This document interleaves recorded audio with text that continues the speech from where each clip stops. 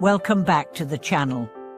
It's always an honor to have you here, and today's story is one that will stir your heart and awaken your spirit. It's a tale that goes beyond faith and dives into the timeless essence of compassion, resilience, and the boundless possibilities born from spiritual wisdom. This is the story of how a living Buddha, an enlightened master, transformed a dire situation with a humble rice. But more than that, it is a story of how genuine compassion can move mountains, how a single spark of kindness can illuminate a world shrouded in darkness. In times of abundance, kindness is easy. In times of crisis, compassion becomes a rare jewel. The backdrop of our story is a monastery in Jinshan temple.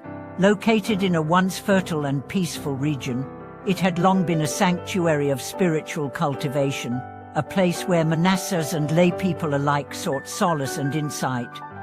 But all of that was on the brink of collapse. Famine had struck. A combination of prolonged drought and widespread natural disasters had devastated the region. Crops failed. Water dried up. Fear spread like wildfire. Jinshan Temple, which had sustained itself through modest donations and agricultural labor, found its granaries empty. Over 400 monastics faced hunger, not metaphorically, but literally. Days passed without rice. Nights were filled with silent desperation. The smell of incense had long since faded, replaced by the pangs of empty stomachs.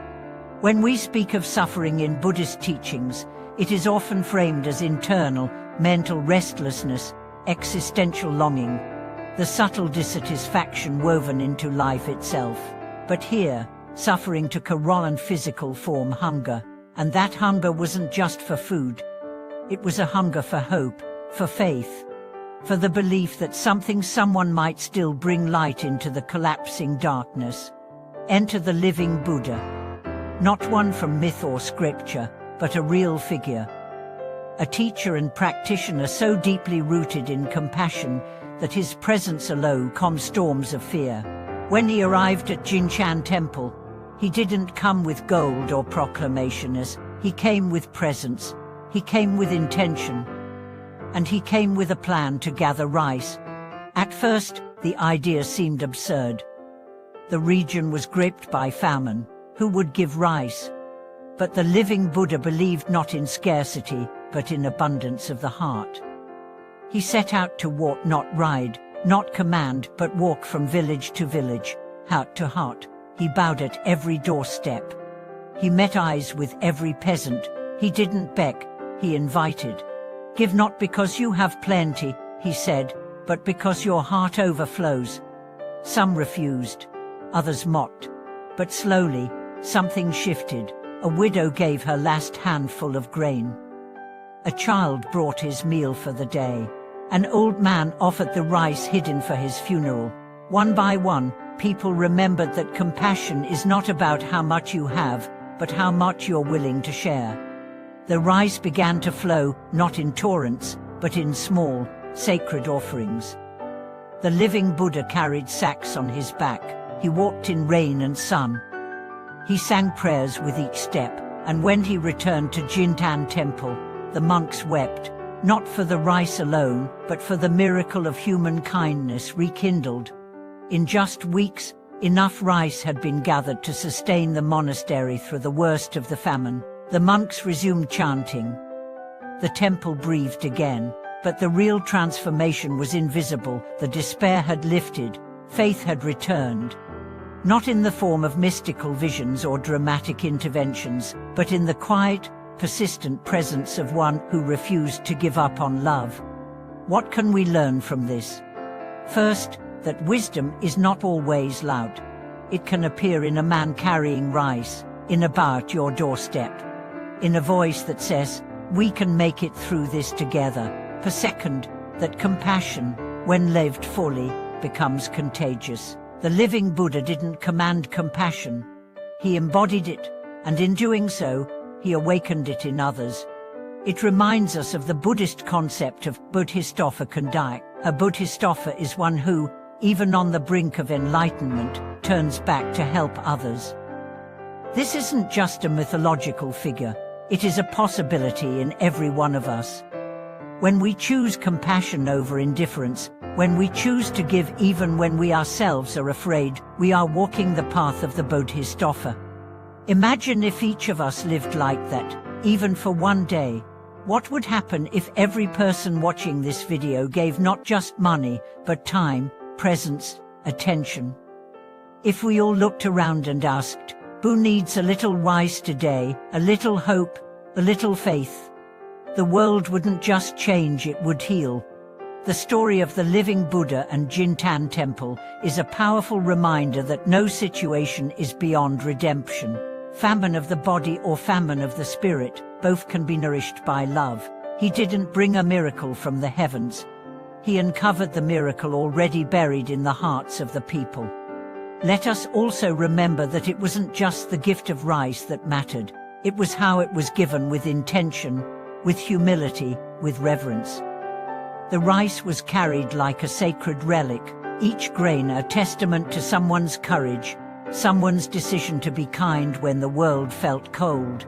And isn't that the greatest miracle of all? In your own life, you may not be called to save a temple, but perhaps you're called to save something closer: your family's peace, your community's cohesion, your own integrity. Maybe you've been waiting for someone to rescue you, but what if you are the rescuer? What if your hands, your voice, your attention are exactly what's needed? We often wait for grand solutions, but sometimes the answer is a bowl of rice, a gesture, a step taken not because it's easy, but because it's right. And when we take that step, the universe responds. The story also challenges the way we view power. The living Buddha had no army, no wealth, no title, and yet he moved people more deeply than rulers ever could. Why? Because his power came from alignment. His outer actions were perfectly in sync with his inner truth. He didn't act out of ego or ambition. He acted from compassion, and that is a force mightier than any weapon. In times of crisis, leadership matters, but the greatest leaders are not those who speak the loudest, they are those who listen the most deeply.